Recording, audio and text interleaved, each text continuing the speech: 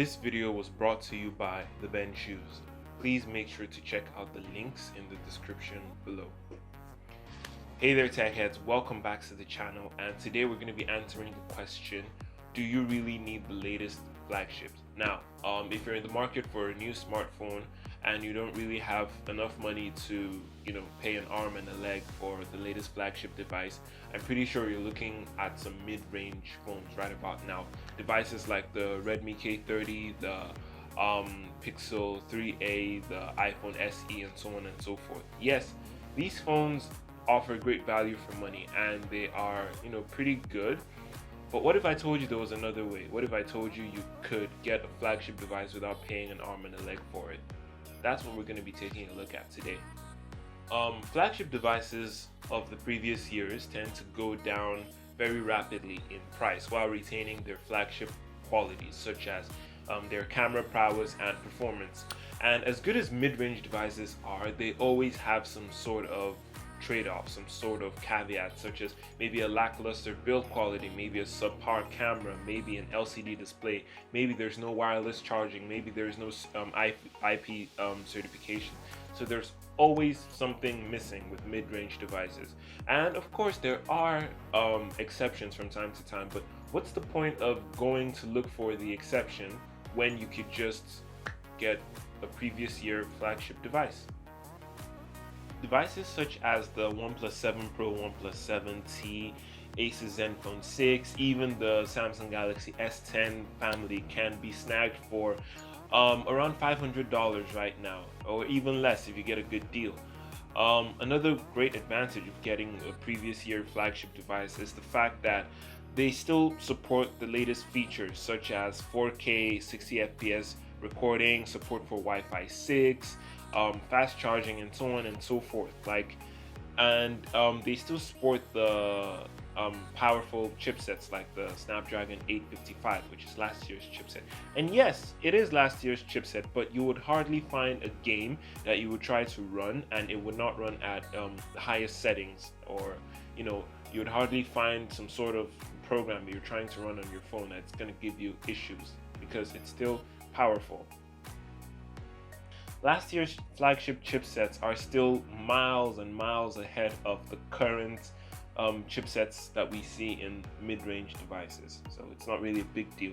The only other disadvantage that you might see would be that since these devices are already a year old, you might only get one more major software update, as in the case of Samsung devices. And if you're even more hard-pressed for money and you don't really care about major software updates, or you're an iOS user, then you could take a look at a 2018 flagship device or a 2017 flagship device, which would be significantly cheaper than most budget devices, most mid-range devices that we have now, or the previous year flagship devices.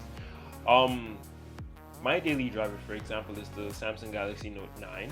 I got it in April of 2019, but it came out in November 2018, and it's currently running the latest Android 10. I know I probably will not get Android 11 because Samsung's policy is just 2 major software updates, but you can currently get this device running the latest Android for about $300 to $400 depending on where you look, and it has a Snapdragon 845 and a lot of flagships features like that.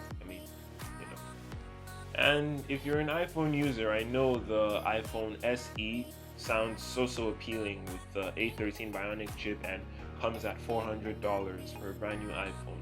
But then, hear me out. What if I told you that for that same price, you could get an iPhone in practically new condition with a bigger and better display, Face ID, and a better camera system? I'm talking about the iPhone 10. Yes, I know it came out in 2017. It's almost 3 years old at this point. But then it's an iPhone. You don't have to worry about software updates because Apple supports their smartphones for at least 5 to 6 years. And it has basically a bigger battery, better camera system, bigger and better display. The only thing that the iPhone SE has has better than the iPhone 10 is the A13 Bionic chip. And like I said, it's not really noticeable. In your day-to-day use, you're not really going to notice the difference in chipsets. So why not just go for that one? Just my thoughts anyway. So please let me know what you guys think in the comment section down below. Which do you think is a better investment, getting a recent mid-range device or getting a past flagship device?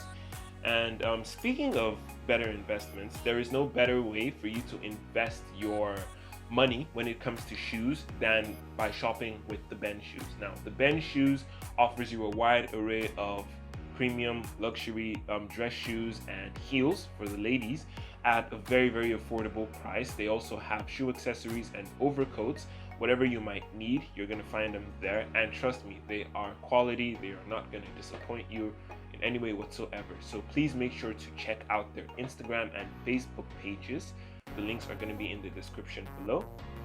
And yeah, shop with the Ben Shoes, designed for the inspired. And with all of that said, thank you guys so much for watching this video. I really hope you enjoyed it. Please make sure to smash that like button if you have not done that already. Please make sure to subscribe if you're new to the channel and turn on post notifications. Please make sure to check out my previous videos as well. They will be somewhere on the screen. And also ensure to follow me on Instagram at TechPHDOfficial and on Twitter at JohannesSensei. And I will catch you guys in the next one. Peace.